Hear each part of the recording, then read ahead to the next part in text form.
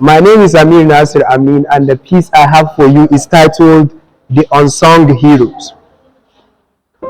When men go to wars, we often remember those who wielded swords in their hands, those who picked up their armor and wrestled death. We honor those whose souls loved the battlefield more than it did the comfort of their bodies. We remember the sword more than the pen. We remember the blood more than the ink.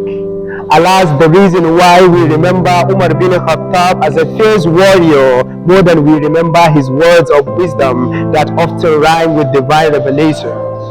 Alas, the reason we remember Ali bin Abi Talib as a strong man more than we remember his words when he stood by the grave of Fatima, weeping lines of poetry. Alas, the reason why we know less and less about Hassan bin Thabit and Abdullah bin Rawaha, the poet of the Prophet, peace be upon him.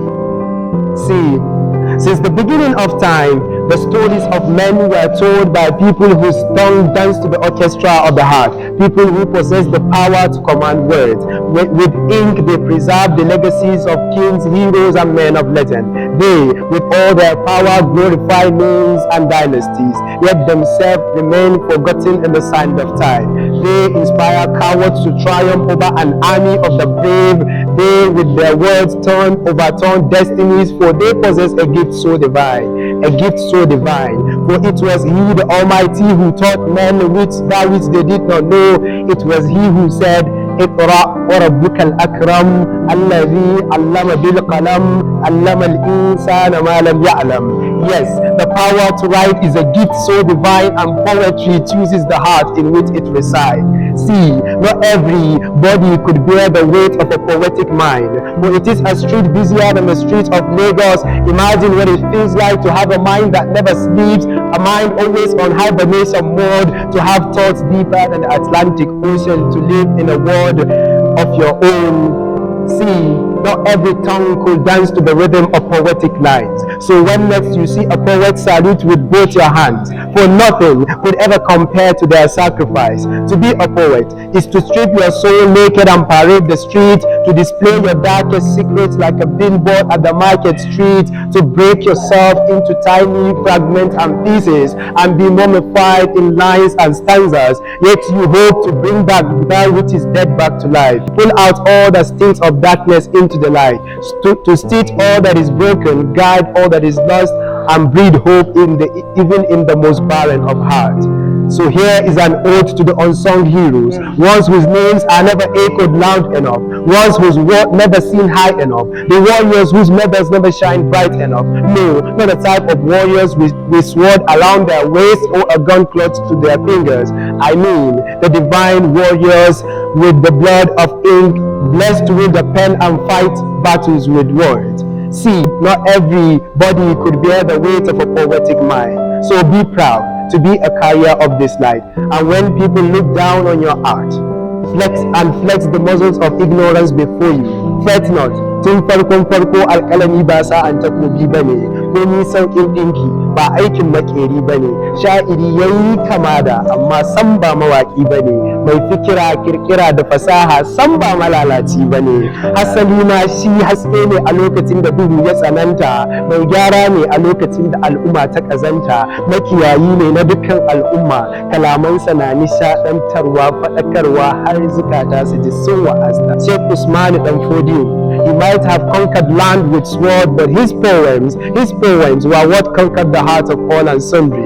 It was the stick with which he used to guide the blind to see the light, cleanse their hearts and purify their minds. Ko a bayan shi Amina Asma'u, she was like an angel who lightened the world with her words.